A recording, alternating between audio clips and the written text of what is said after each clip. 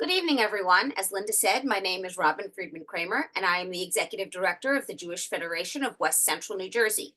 It is my pleasure to welcome all of you here tonight on behalf of the Jewish Federation of Princeton Mercer Bucks, as well as the Jewish Community Foundation of Greater Mercer. Tonight, we are privileged to have Dr. Benjamin Dworkin with us for the third time. We love his program, so we keep inviting him back, which is great. Tonight's program is entitled What Should Be Top of Mind for the Jewish Community and the 2024 Election. Interestingly, this topic was scheduled for tonight before the attacks by Hamas on Israel of October 7th. So this is just making Dr. Dworkin's job even more complicated when discussing our elections with us this evening, but I'm sure he will bring us great insight, and I am looking forward to hearing what he has to say. It is now my pleasure to turn the program over to Brian Shevlin, who is the president of the Jewish Federation of Princeton Mercer Bucks. Brian? Thank you, Robin. I have the privilege of introducing Dr. Dworkin. He is the founding director of the Rowan Institute for Public Policy and Citizenship at Rowan University. As a nonpartisan commentator, he's frequently quoted by major media outlets, including the New York Times, the Wall Street Journal, the USA Today, Chicago Tribune, and the Los Angeles Times, among others. Previously, Dr. Dworkin spent 10 years as director of the Rabovich Institute for New Jersey Politics at Rider, and he's also worked in the private sector in communications and public relations and held different positions working for the New Jersey State Legislature. He began his career working on political campaigns and as a journalist for the New Jersey Jewish Standard. Following his presentation, Dr. Dworkin will be happy to take questions from the audience. Please use the chat box if you'd like to submit a question. And at this time, I'd like to turn it over to Dr. Dworkin. Thank you. Thank you, Brian. Thank you, Brian, and thank you all for being here. I appreciate that wonderful introduction, just like we wrote it for you, so thank you. Thank you all for being on this Zoom call. Tonight's program, What Should Be Top of Mind for the Jewish Community as we head towards the 2024 election. It's an honor to be with all of you at this moment when the Jewish people are facing tremendous challenges and tremendous disagreements over how to respond to those challenges. I'm reminded of the old joke about the Jew who was found alone on a deserted island where he had survived for years by himself. And on this island, he had built 3 structures. And he explained that the first one was his home. And the second structure was his synagogue. And the people who found him here said, "So what's that third structure?" And he said, that's the synagogue I wouldn't walk into if you paid me.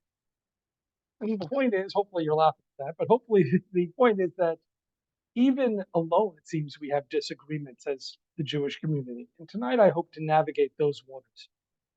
Every time I've gone to Israel with an organized group, my youth group, Young Judea, with the synagogue, with Jewish Federation, we inevitably meet some very smart Israelis who come and talk to our delegation, and they welcome us with the same line. "You've come to Israel at a very interesting time." Now, perhaps you've heard this too. "You've come to Israel at a very interesting time." And it got so repetitive, so cliche over the years that on my last trip, the speaker joked, "Truthfully, when is it not an interesting time?" And in thinking about tonight's program, I began to realize that we in America have our own similar cliche.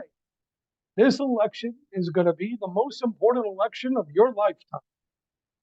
For over a decade now, we've been hearing that every single year, this admonition from all kinds of political commentators. And so we should ask, when is it not the most important election in our lifetime? Now, just because they're cliches, that doesn't make them false. It is an interesting and very challenging time in Israel. And 2024 is one of the most important and consequential elections in our lifetime. There's a lot that can be and should be top of mind for the Jewish community as we head towards November. Democracy, the economy, immigration, civil liberties, the environment, healthcare, and America's role in world affairs are all key issues for all of us. But what I will suggest tonight is that it really boils down to two fundamental questions, both involving what we want for our future and for our children's future as Jews. Now, as you might expect, this was going to be a pretty different speech before October 7th. But the mass terror attack by Hamas on that day marked an inflection point for all of us. And I think it's important to just begin by highlighting a couple of the things that have changed within the Jewish community.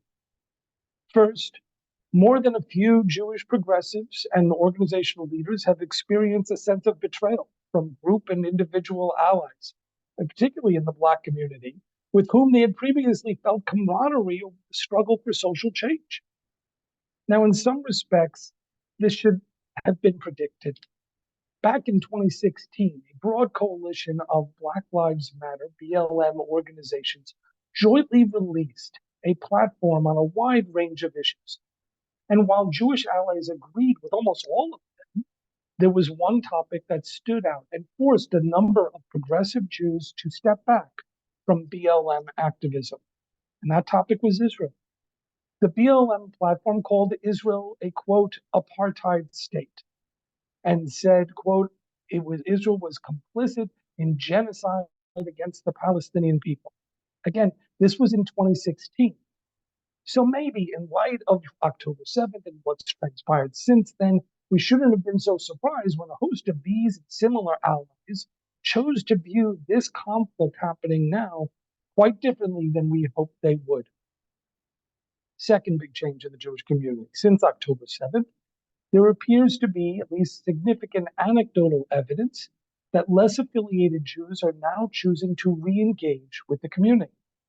Pain and trauma, a profound sense of alienation from the broader community, a feeling of being under threat are all on the rise. And they are leading to, at least according to the Shalom Hartman Institute, higher attendance at synagogues, Hillels, and Chabad events. And finally, in the ongoing aftermath of October 7th, American Jewry is facing an expansion of an already poisoned discourse. Since war broke out, anti-Semitic hate speech, especially on social media, has risen to new levels. And many of us have had to reconfigure the balance between the wonderful connectedness that you can have by being online and protecting our own mental and physical health. October 7th has also changed Israel. The nation is now on war footing. Every part of Israeli society has been affected. And a bitterly divided democratic nation that had seen months of public protests against potential judicial reforms rallied together, formed a unity government, and moved forward. Far from benefiting from a rally round the flag effect, Prime Minister Benjamin Netanyahu is now more unpopular than ever.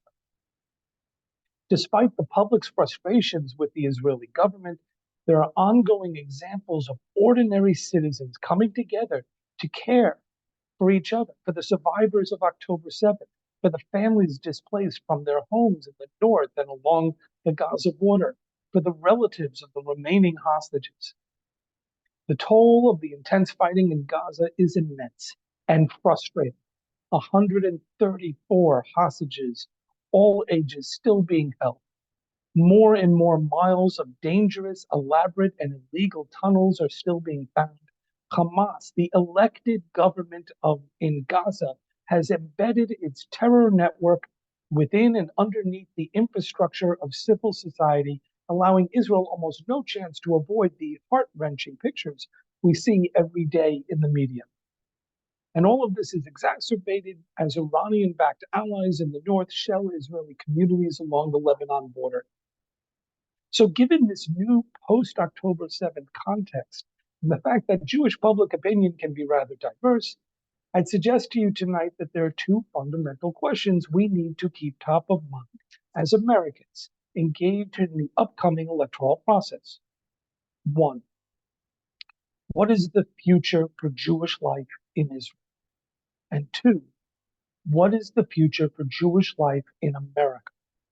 Now, I want to be very clear. These are not the only questions one might entertain when entering the polling booth, but elections, especially presidential elections like we'll have in 2024, are about the future. And for the Jewish community, that means considering both Israel's future and our own. Let me add that each of us will certainly have different answers to these two questions, as befitting a diverse Jewish community. We have all interpreted the Zionist undertaking in our own ways. We each have our opinions on what kind of nation Israel should be, what level of religious and moral behavior is expected, what democratic values, lowercase d, democratic values should be expressed and in what ways, how the Israeli government should engage with its people and its neighbors. It's not my role tonight to tell you which path is right, but I will say that the future of Jewish life in Israel should matter to American Jewish voters. Why? Well, of course, Israel and America are connected geostrategically, as our two nations share fundamental Western democratic values, along with military, diplomatic, intelligence, expertise, software, and hardware. We also, very clearly and obviously, have a fundamental connection with Israel as our ancestral Jewish homeland, reborn as a modern state 75 years ago. And since that time, Jewish life in the States has relied on Jewish life in Israel. I recall a quote from David Ben-Gurion. The Jewish state was created for and by the Jewish people, but henceforth the future of the Jewish people depends on the existence, growth, and consolidation of the Jewish state. American politics has always been part of the discussion about the future of the Jewish homeland. From Truman's recognition in 1948 to Nixon's airlift during the darkest hours of the Yom Kippur War, from Carter's peace summits with Israel and Egypt to Clinton's peace summits with Israel and the PLO in Jordan, from Obama's providing of the Iron Dome missile defense system to Trump's Abraham Accords. Israel's security as a homeland for the Jewish people has been intertwined with American political life for years. At the same time, we in America have always had this balancing act to figure out. We live here, but Israeli citizens must be the ultimate deciders of their fate. Now, since October 7th, the very idea of Zionism has been challenged, both in Israel and here. And these challenges have put new strains on all of us. The political Zionism promoted by Theodor Herzl was premised on the idea that a stateless nation of people, as the Jews were, would always be subject to the whims of non-Jewish leaders, sometimes good, often bad, and more often subject to the persistence and pervasiveness of global anti-Semitism. The only way to change things, said Herzl, was to remove the Jews from danger by creating a Jewish state. As one analyst explained, quote, in Herzl's view, Zionism was to save the Jews. Unquote.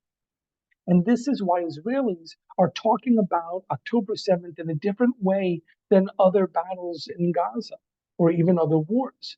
If Zionism was to spare the Jewish people from pogroms like we had to endure for centuries, then what does the Zionist enterprise even mean when we suffer October 7th? Rabbi and commentator Daniel Gordis noted, Zionism was meant to change the existential condition of the Jewish people. And until October 7th, everybody in Israel thought it had. But by the time we went to sleep on October 7th night, we were forced to acknowledge that we had fundamentally failed. So Israel now needs to figure out a way forward. Israeli leaders will be called upon to rebuild and renew and justify the faith of every citizen. These democratically elected leaders in Israel will need to explain how October 7th will never happen again. These are not insignificant challenges. America and American Jewry will be part of the process. And this is why we here in America need to have the future of Jewish life in Israel top of mind as we approach the 2024 elections. Again, I want to just clarify and to be clear here. When I refer to Jewish life in Israel, I'm not so much talking about Jewish religious observance as I am referring to Jewish survival, Jewish life in our ancestral homeland. This is what's under threat. What October 7th revealed is that the audience For those who question Israel's legitimacy, its very right to exist is larger than we thought and is growing. At this critical time, who we elect here matters over there. Not only will each of us need to be a part of Israel's survival and revival in the months to come, but our elected officials will need to be the kinds of people who will support Israel as it moves forward in that effort. We can all certainly disagree on what kind of Israel we want to see, but I'd suggest that how we vote here can have a significant impact on whether Israel's leaders will have the ability, the confidence, and the support to make tough decisions and sacrifices down the road. Now, the second question I think we might want to keep top of mind as we approach the 2024 election is this: what is the future of Jewish life in America? Think about how far we have come. In 1807, Napoleon presented 40,000 Jews of France with an opportunity, emancipation. It was the first European leader to do so. The Jews would be liberated from their social, geographic, and economic isolation. The community embraced the chance to do so by, as the saying went, to be a Jew in your home, but to be a Frenchman in public. It was an easy, actually uneasy trade-off, but eventually it was adopted and became easier to handle. Now, America, the golden land, the golden era Medina, this offered even greater opportunity because over time we have benefited from normative ideals about equality. As Gregory Peck reminded us in Gentleman's Agreement, the wonderful Oscar-winning film of 1947, even subtle anti-Semitism was just not right. It was un-American. And eventually laws prohibited much of that overt bigotry. Now, I and many of the people I imagine on this Zoom have been on the front lines of these battles in pursuit of a dynamic, vibrant American Jewry that no longer had to restrict our Jewish identity to the safety of our home or our synagogue. You could wear your T-shirt with Hebrew words to your public high school. You didn't have to hide your Magen David necklace under your shirt. You could work at the top levels of government, even be elected, and still proudly wear a kippah. The question we face today, as a community and as individuals, is whether that kind of life will continue. We have all seen the headlines and heard the stories. Fights between Jewish and non-Jewish students in high schools, intimidation on social media and on campuses around the country, children challenge to defend Israel and their identity as Zionists, relationships frayed, and a sense of abandonment by allies. This is what we are waking up to each and every day, and both from the personal stories and from the data, it is a lot worse than it was a decade ago. The most consistent theme, and perhaps you've heard this too, the most consistent theme I have heard in my conversations with Jewish friends since October 7th is some version of, gosh, we are alone. We face pressures from the anti-Semitic left with its obsessive focus on Israel as some kind of colonizing and genocidal force that has no legitimacy and therefore must be rooted out. And we face pressures from the anti-Semitic right with their far-fetched but nonetheless widely held conspiracies about replacement theory and the extensive rule of globalists. New York Times columnist Bret Stephens put it, quote, "The fact that each side is in denial about its bigotry makes it that much more pernicious and pervasive." And so, as we consider this question, what is the future of Jewish life in America, I think we are compelled to dig a little bit deeper and ask, what is it about America that has made Jewish life here one in which, one in which we can be, by and large, as a Jewish community, safe, successful, and supported? I'd suggest to you that there are 4 key factors to consider. Meritocracy. The ending of Jewish quotas in the workplace and at our nation's top universities allowed members of the Jewish community to achieve new heights. Second, rule of law. The fight for a fair and just judicial system, something that dozens of other countries do not have, as well as anti-discrimination statutes that would be upheld consistently and applied universally, have protected all of us. 3, strategic partnerships. Our community's willingness to ally ourselves organizationally with other communities has helped us throughout the years. Civil rights laws protected religious minorities as well, and this was a necessity. We are but a small part of America, and we need friends to stand with us. These shared agendas will sometimes diverge, as we see right now with Israel, and thereby lead to personal disagreements, resentments, and disappointments. But that doesn't mean they weren't worth the effort or that we didn't benefit from the things where we did accomplish things together. And finally, fourth thing about America that has made life, relatively speaking, better than some of the things we're faced with right now is political organization. There was a time when efforts by American Jewish leaders to get the Allied forces in World War II to bomb the railroad tracks to the death camps, those efforts were met by silence. We didn't have the clout to force the issue, to leverage political power as an organized minority. Consider this. Between 1913 and 1950, there were no Jews in the United States Senate. Some pretty critical years. None. And there were only a handful of Jewish members of the House of Representatives during that time. Excuse me. Today, we have nearly 1 million in the Senate and more than 24 in the House. Now, political organization is more than just being registered to vote and then actually voting, even though the Jewish community, as involved as it is, can certainly do more of that simple task. Political organizations I'm talking about is about being an active part of the mainstream parties. It means volunteering, advocating, lobbying, and donating. Look, the logic and assumptions that are obvious and reasonable to us no longer hold sway as they once did with an increasingly larger number of our fellow citizens.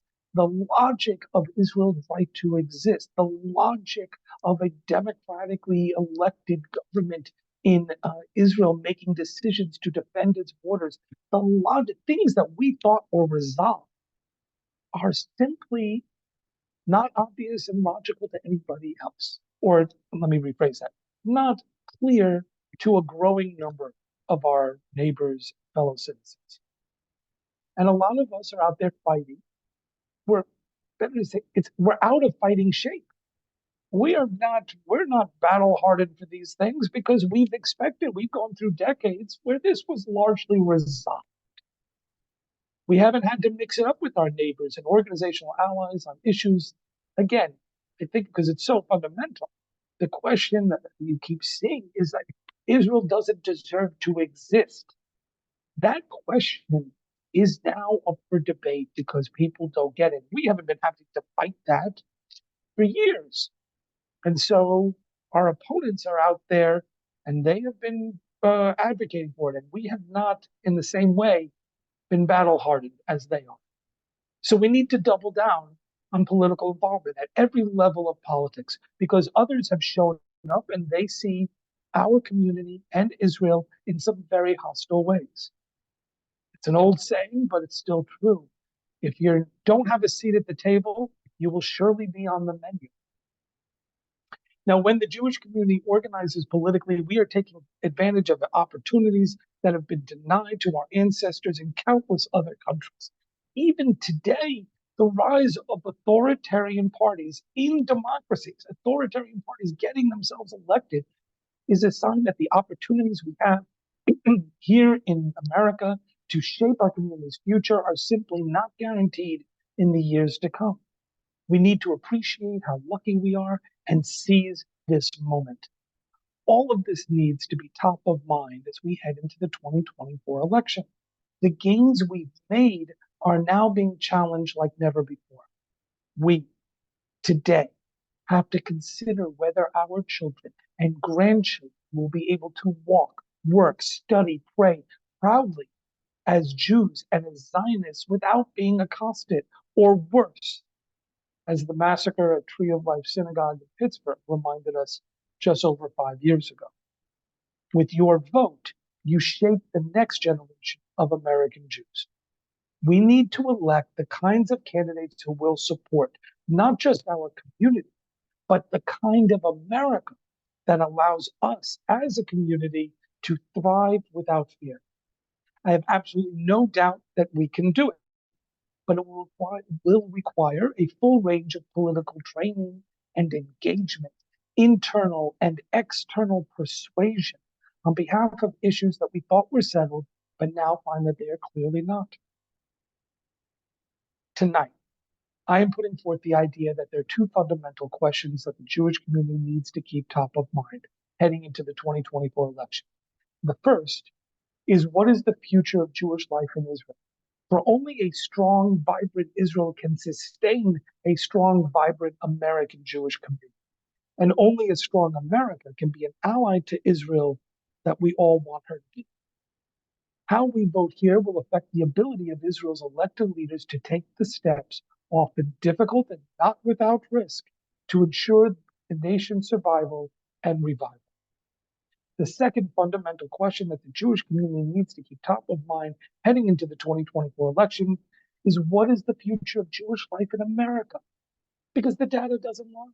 With the rise of anti-Semitism and generational divisions and increasingly louder voices from the right and the left attacking our community's mere existence, or Israel's mere existence, we are facing one of the most challenging periods in modern American Jewish history.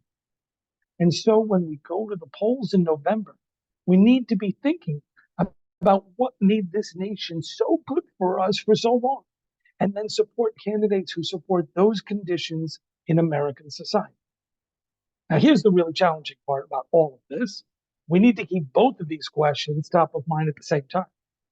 Heading into the 2024 elections, we should be thinking about those candidates who will be supportive of Israel in the ways that allow it to be what we might each want it to be, and candidates who will also be supportive of an America that allows us to have the kind of Jewish life here that we want to see.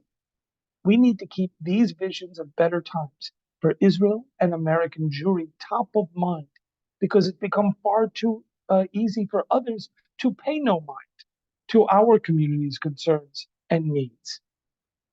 Let me just end with this. Elections are not an Uber. They're not a Lyft service.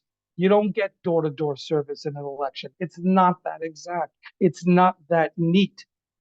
The way to think about elections is the way you think about mass transit. You take whatever will get you closest to where you want to go, and then you walk from there. The 2024 elections and the candidates from which we will have to choose will not solve all the challenges facing the Jewish community in the post-October 7th world.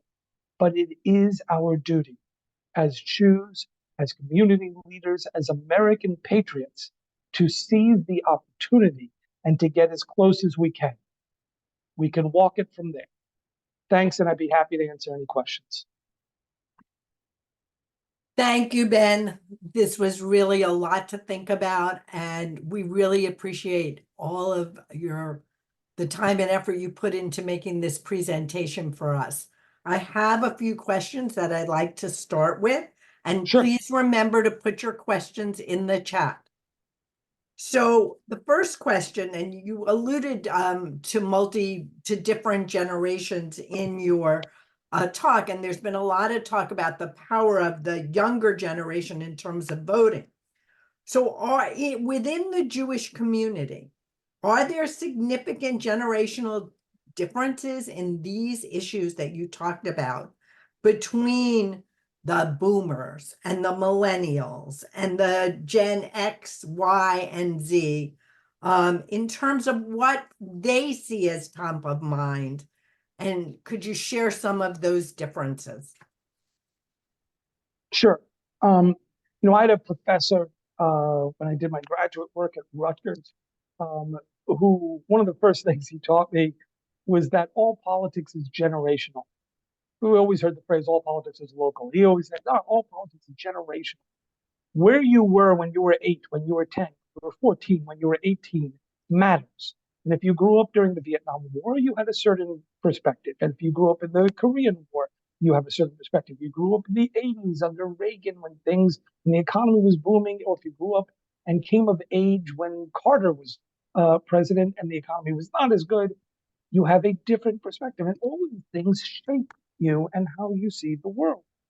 And so the first thing to say is, yes, there are obviously generational differences. Everyone who's had a fight with their parent who didn't seem to understand whatever you felt because you were 17 and had all the answers. Yes, obviously there are generational uh, differences. But consider today's 20-year-old, born in 1994. Most 20-year-old Jews don't even remember the Entebbe and what that meant for so many of us who lived through it and remember that. We saw the movies that made for TV movies and became part of telling that story. These people have never known, these 20-year-olds have never known Israel without the territories. All they've seen it. And so they don't remember what it was like to have settlements in the north being shelled from the Golan Heights. They don't remember when Israel was 9 miles wide at Stina's Point. All of this shapes those Jews. But think about just 20-year-olds in general. 20-year-olds today were 8 years old on the age of consciousness when 9/11 occurred. They saw their parents, their older brothers and sisters go to war.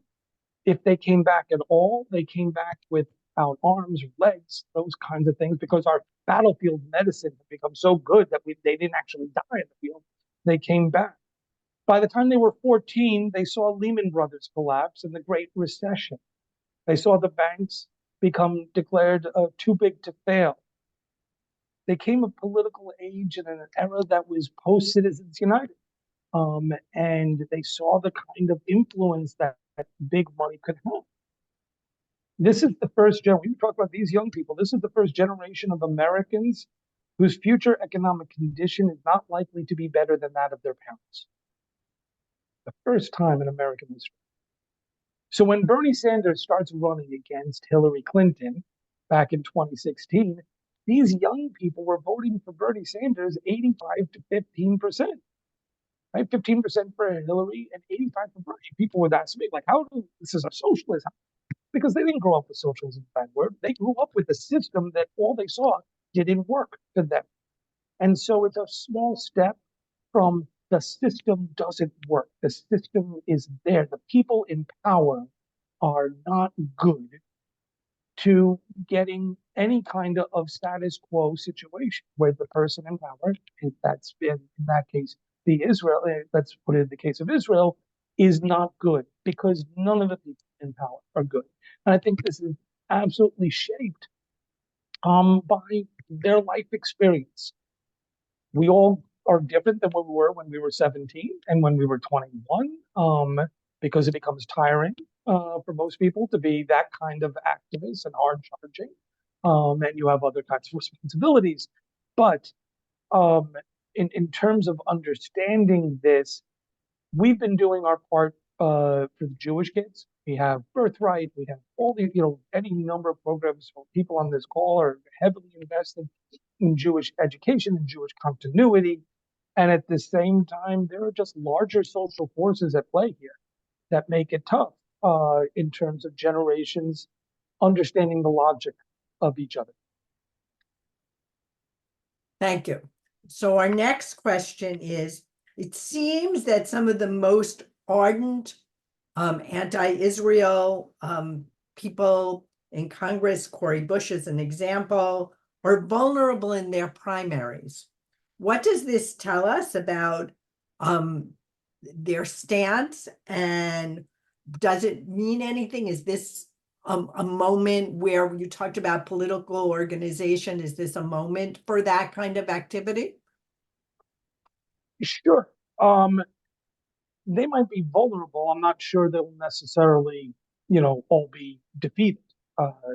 Squad is pretty much, and I include people like Representative Bush as part of that group, they're pretty well entrenched, and they have a constituency in that district that largely supports them.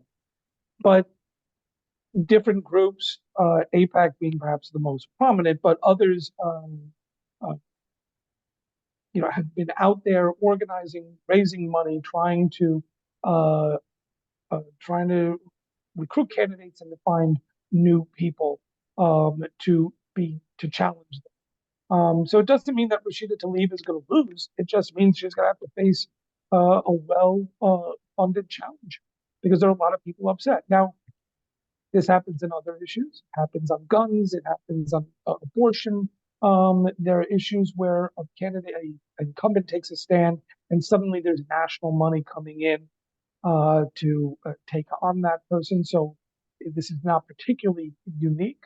But the fact is, districts are districts. They're different. And the good thing about elections is that someone has to you get to call someone to account, and you get to say, you got to speak to my issues. I'm challenging you. I might not win, but I am here and I am demanding that you continue to defend something that I find indefensible. That is not, it's frustrating to all of us when the person you want to win doesn't win, but it doesn't mean it's not a good exercise in democracy. Right. And sometimes that chips away. Sometimes they don't win the first time, but they may win at a subsequent Absolutely. moment. Yes. So here's another question. There has been a reasonable amount of third-party candidate activity this year. And what role do you think they'll play in claiming parts of the Jewish community vote? And how can that impact the election? I think we first have to there's a logistical issue with third-party candidates, which is ballot access. Each state has their own rules, and it can be very difficult to get on the ballot in some states and easier in others. So unless you're the Green Party, which has already established its ballot access abilities in multiple states, it can be difficult for some of these high-profile independents to simply get on. In certain states with significant Jewish populations, New York, New Jersey, we just don't expect it to make much of a difference because these are strong blue states. They're going to vote Democratic. That's what's going to happen there. In a place like Florida, which has become increasingly red, I don't think it's not looked at to be a potentially real battleground state. So the Jews there, you can be a third-party candidate, but it's not going to make the difference between who wins the race between the two major party candidates.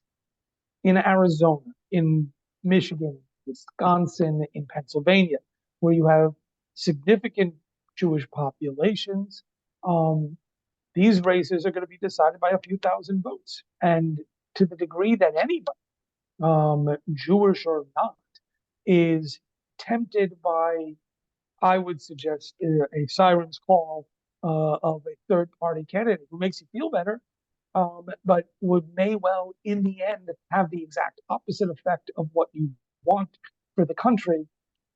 That's going to be a real challenge. We'll have to see where they get on the ballot in those key battleground states that happen to have significant Jewish populations. And again, I think it's, when someone loses, there's a rhetorical question that political scientists always throw out, which is, how heavy is the straw that breaks the camel's back? The answer is, it's as heavy as every other straw. The idea is that there's never one thing that makes a candidate win or lose. It's a multitude of things. So yes, third parties can absolutely be a part of it, but if somebody wins or loses, it won't just be exclusively because of third party. There are going to be other factors involved as well. Thank you. When you spoke, here's another question. When you spoke last year, and you talked about this again today, you emphasized that a key issue for the Jewish community is building partnerships and relationships with other groups, including other religious groups. And, all of us saw after October 7th that many of those relations were ripped apart by the silence of our partners. You're now telling us to organize, and if we organize, we need partners.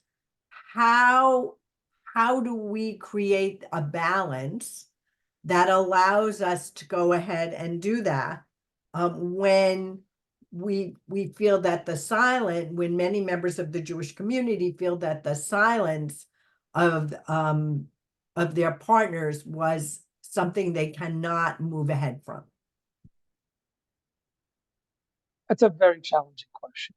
I know, it- but we have a I- great audience, and we're really I will. happy that they're So asking let me these offer challenging some thoughts. questions. I'm not sure I can necessarily satisfy the people who want the answer to that. I think there's a couple things to consider. The first is, again, as I mentioned, I think partnerships, even ones where on a fundamental issue we're not there, can still have other effects. There can be something we agree on. And talking is always better than not talking to each other at all.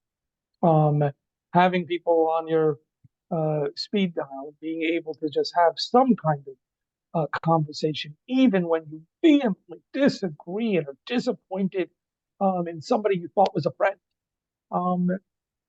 You don't necessarily want to just give up on the friendship, even if it's a different tone. It's a different, you've been burned, and so you have a different attitude towards each other there. The other thing that I think we should think about in terms of organizing for the future is, what did we talk to these people about? And I can't speak. I don't know what everybody talked about. But if we weren't talking about Gaza over the last 3 years, then maybe they had no idea. Maybe it's just cluelessness for them. It doesn't excuse it. But if we were talking about issues of police reform, that's something lots of different progressive groups have come together there. But where was the teaching about what Israel is going through, what kind of democracy Israel is? Where was the explanation of, like, look at what we have to, what Israel has to deal with, so that people understand? I don't want to criticize anybody who's been in it. It's extremely tough work to do, engagement with other groups, and people on this call and all of our colleagues and others who have done it deserve high praise from all of us. It is challenging, but I would suggest that talking is better than not talking. And I've had friends who have done really bad things to me, but they're still my friend. And so I'm going to sort of feel burned. I'm not going to rely on them on certain things. But if you build a genuine relationship, then you move from there. I know that's a disappointing answer. I wish I Yeah, had no, I think buffer. it helps us think through that sometimes we have to form relationships with people with whom that we may disagree on some fundamental issues in order to look through and sort of what you talked about. We're on mass transit. We can only get to the avenue, and then we have to continue to walk. So one of the issues that has been in the news pretty consistently over the last weekend has been the age of the candidates and their relative, what are considered to be the front-running candidates, and their fitness to serve based on that. And I'm just curious what your thinking is about why or where was that next generation of political leaders, that were, what happened to them? They're around. They're waiting. They're biding their time. Look, Joe Biden, talk about Biden and Trump here. Joe Biden made his decision to run for re-election. There are various reasons. People have written about it and talked to his aides. He feels he's the only one who has beaten Trump and who could beat Trump. But it's not like there isn't a bench in the Democratic Party of next generation leaders across the board, governors of different states, a couple senators or members of his cabinet who are significant political talents, and they're not going to get to run this year at this point. And the Republican side, Donald Trump has remained the dominant force in his party. He is, and he has enough hardcore voters who will not care about anything else, that every time somebody tries to organize against him, they're unable to break through that wall. And so these are the choices. For most Americans, according to the polls, it'll be supremely disappointing to have to make this choice. But I go back to what I said at the beginning. It might be cliche, but it doesn't mean that this isn't a critical election, one of the most critical elections in our lifetime. So you have to make a choice.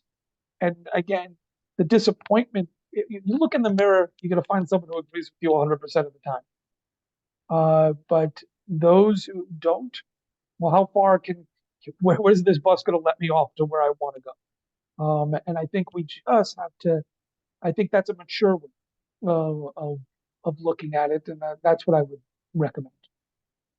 So the next question is, the percentage of voting population that is Jewish is relatively small, with New Jersey, New York, and California having the largest Jewish populations.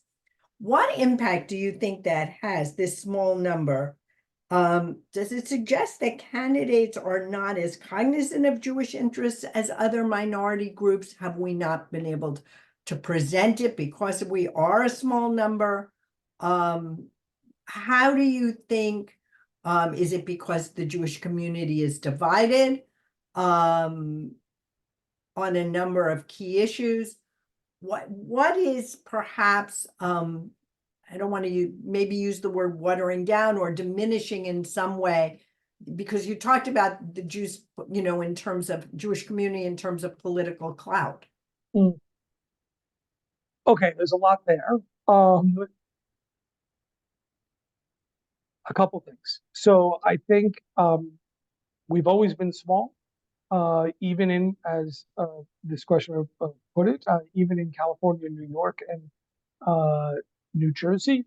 There are pockets of us, so we have a bigger impact on when it's a district as opposed to a statewide election. Couple things. Our issues are not on the front of the agenda sometimes if we don't put them there, we don't raise them. And this is my point. When I've talked to friends at the Federation, one of the big issues in New Jersey has been about security.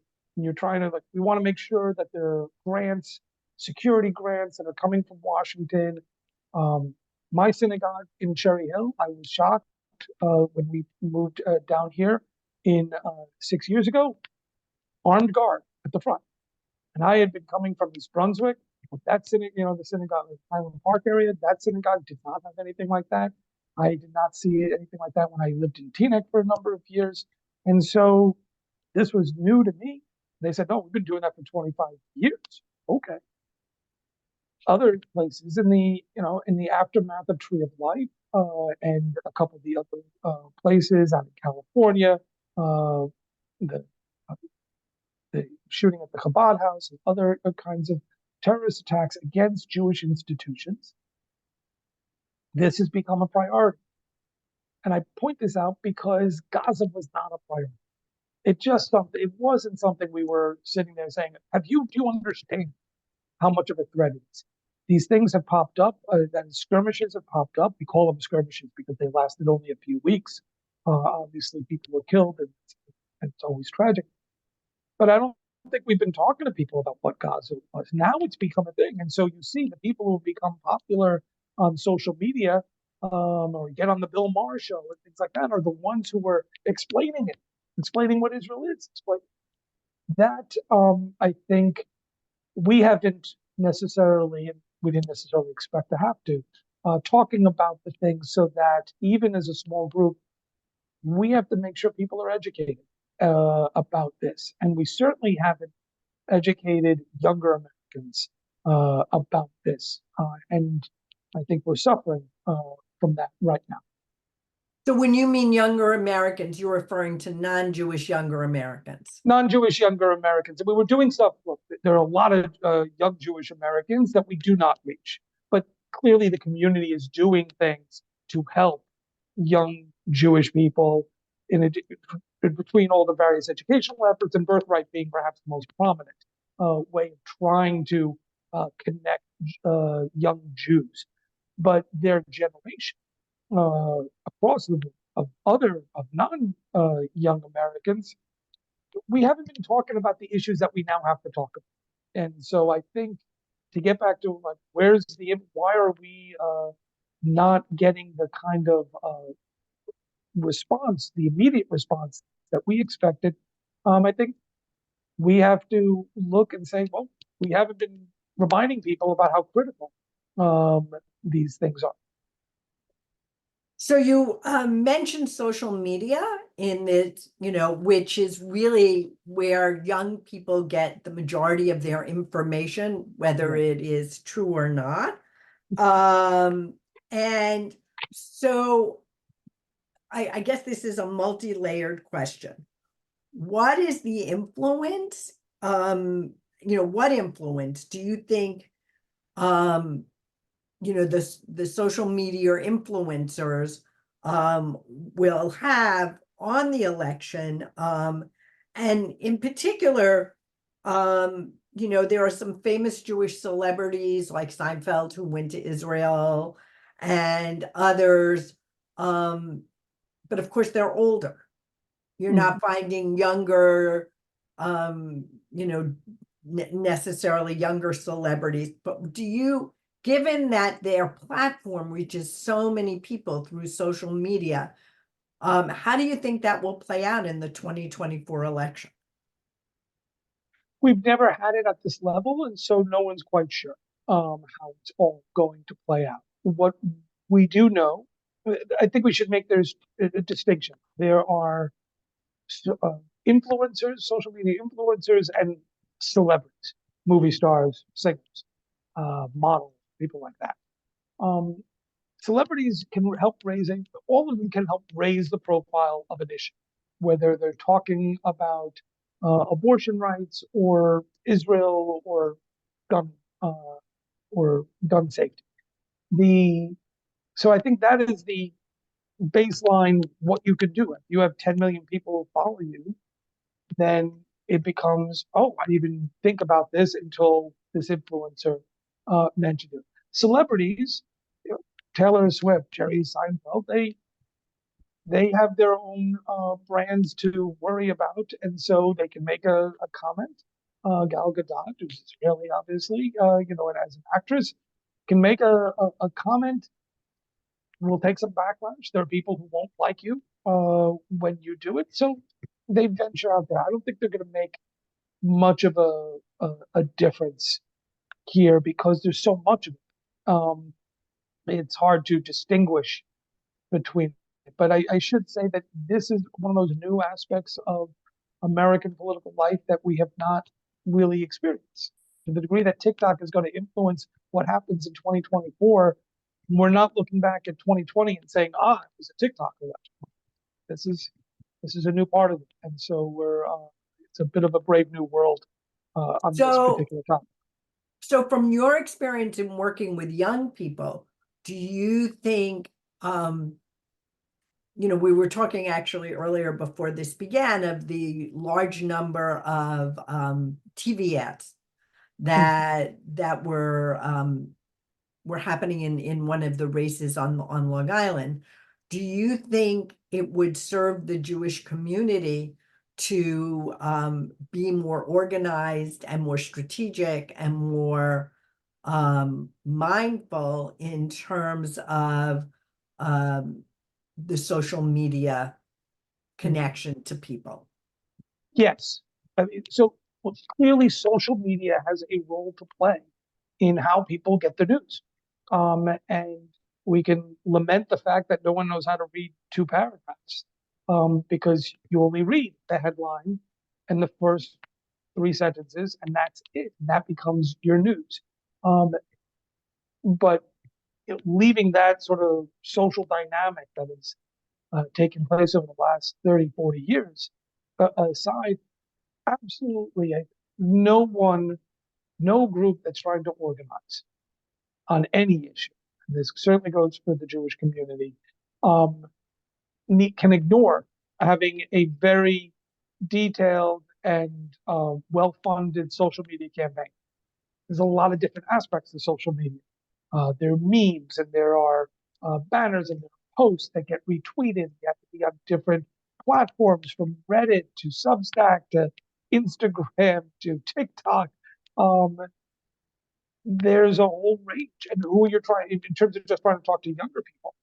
You want to talk to older people, you need to reach beyond Facebook. You want to talk to predominantly women. This is what campaigns will do. They'll figure out the way they decide what TV shows are women between the ages of 25 and 45 watching. Well, you go to Pinterest, because that's where you're going to hit that demographic. So yes, the Jewish community absolutely has to have a serious, organized plan about how to get its messages out to the public, to be in that world. And that involves social media. That also involves a lot of work and a lot of strategic thinking. Absolutely. Yes. I mean, So there are people who make a good living giving that kind of advice on political campaigns, the social media director. And so that is, that's an element of the world we now live in, sure. So I want to thank you, Dr. Dworkin, for sharing your time and expertise with us. This was very interesting and informative, left us with a lot of questions, which makes it a really good Jewish talk. I want to thank all of the participants who came this evening.